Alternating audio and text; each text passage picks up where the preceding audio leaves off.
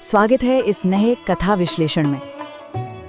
आज हम एक ऐसी घटना पर बात करने वाले हैं जो पौराणिक कथाओं में सबसे दिलचस्प और विरोधाभासी है।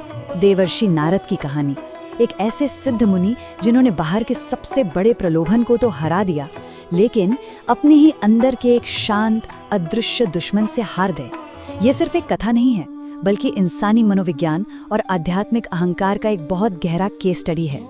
तो आइए इस मनोवैज्ञानिक यात्रा में गोता लगाते हैं। पूरी कथा का सार बस इस एक बड़े सवाल में छिपा है।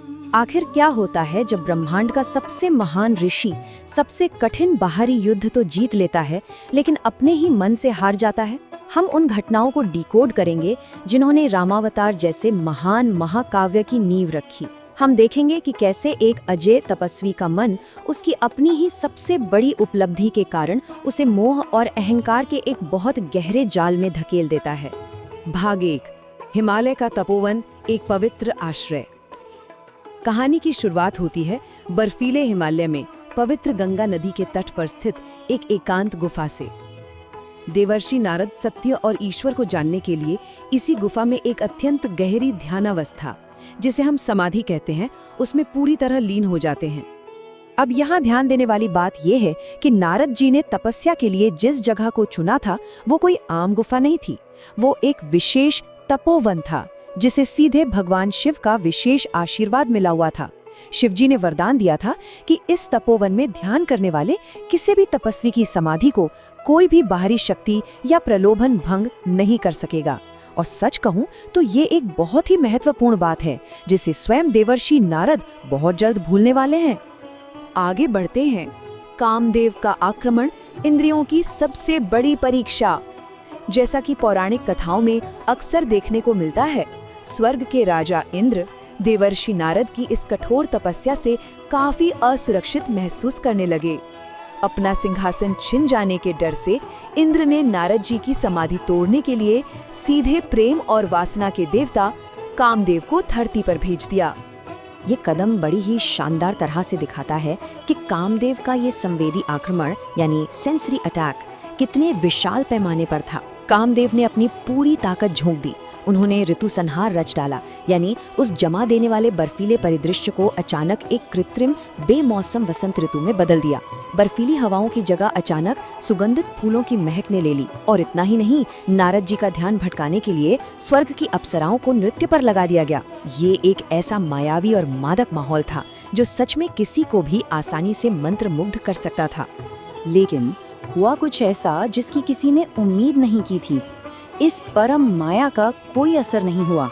देवर्षि नारद पूर्ण शांति में अडिग रहे। कामदेव का सारा जादू, सारा सम्मोहन पूरी तरह विफल हो गया। जब कामदेव ने देखा कि उनका सबसे शक्तिशाली अस्त्र भी इस तपस्वी को दिगा नहीं पाया, तो उन्हें उल्टे श्राप का डर सताने लगा। अंततः कामदेव ने अपनी हार मान ली और इस विजयी ऋषि के सामने पूरी तरह नतमस्तक हो गए।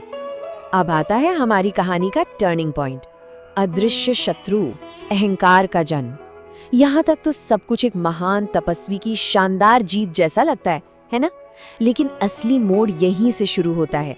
वो पल जब एक बाहरी जीत एक बहुत बड़े मनोवैज्ञानिक जाल में बदल जाती है। कामदेव के हारते ही नारद जी के मन में एक अदृश्य दुश्मन ने जन्म ले लिया, और वो दुश्मन था अहंकार। आइए इस मोह या अहंकार की असल प्रकृति को समझते हैं। हुआ ये कि नारद जी एक बहुत बड़े भ्रम के शिकार हो गए।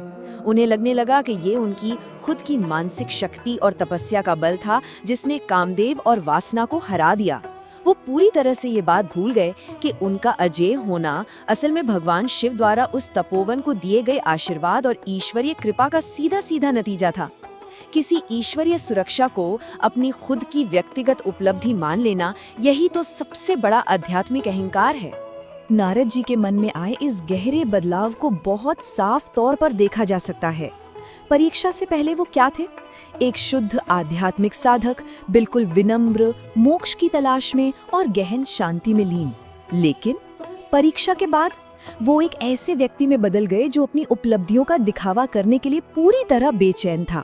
उनका सात्विक ध्यान अब राजसिक अहंकार में बदल चुका था। उन्हें अब सत्य की नहीं बल्कि अपनी इंद्रिय विजय के लिए तालियों और मान्यता की भूख थी। और फिर शुरू होता है एक नया अध्याय। अनसुनी की गई चेतावनी, कैलाश की यात्रा। अपने इस नए आध्यात्मिक अहंकार में चूर देवर्षि नारद अब शांत नहीं बैठ सकते थे।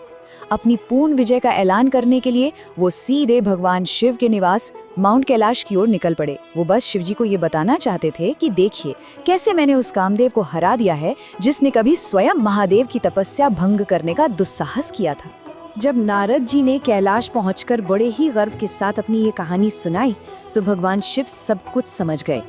शिव जी जो भूत, भविष्य और वर्तमान सब जानते हैं, उन्होंने तुरंत नारद के मन में पनप रहे इस खतरनाक अहंकार के बीज को पहचान लिया। एक पिता की तरह चिंता करते हुए शिवजी ने कहा, आप धन्य हैं, लेकिन अपनी इस उपलब्धि की चर्चा कभी भी भगवान विष्णु के सामने न करें। शिवजी अच्छे से जानते थे कि भगवान विष्णु जो गर्व गंजन यानी अहंकार को नष्ट करने वाले कहलाते हैं, वो अपने भक्त के भीतर इस तरह के अहंकार को कभी बर्दाश्त नहीं करेंगे। आइए देखते हैं कि ये कैसे एक बड़ी आपदा में बदल जाता है। नारद जी का अहंकार अब इतना बढ़ चुका था कि उनकी अकल पर पूरी तरह पर्दा पड़ गया। उन्होंने भगवान शिव की उस सुरक्षात्मक चेतावनी को बिल्कुल गलत समझ लिया। उनके अहंकारी मन ने उन्हें ये विश्वास दिला दिया कि शायद शिव जी इस बात को पचा ही नहीं पा रहे हैं कि किसी अन्य ऋषि ने भी कामदेव को जीत लिया है। और इसी भारी भ्रम में उन्होंने ब्रह्मांड के सबसे महान तपस्वी की सलाह को सिरे से खारिज कर दिया। अगला चरण, घातक प्रस्थान, गंतव्य वैकुंठ। शिव जी की चेतावनी को अनसुना करने के बाद नारद जी का घमंड अपने चरम पर पहुंच गया।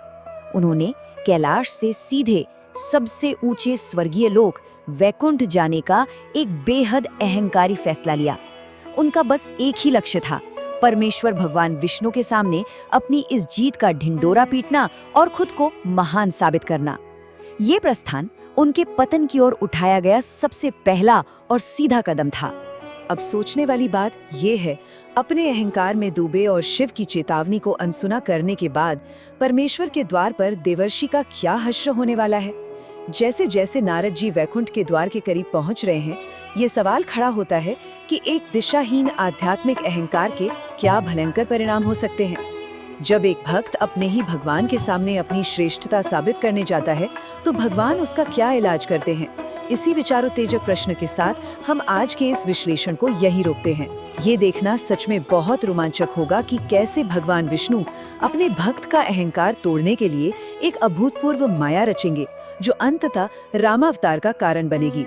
इसे हम इस गाथा के दूसरे भाग में समझेंगे। इस ज्ञानवर्धक विश्लेषण में हमारे साथ जुड़ने के लिए बहुत बहुत धन्यवाद।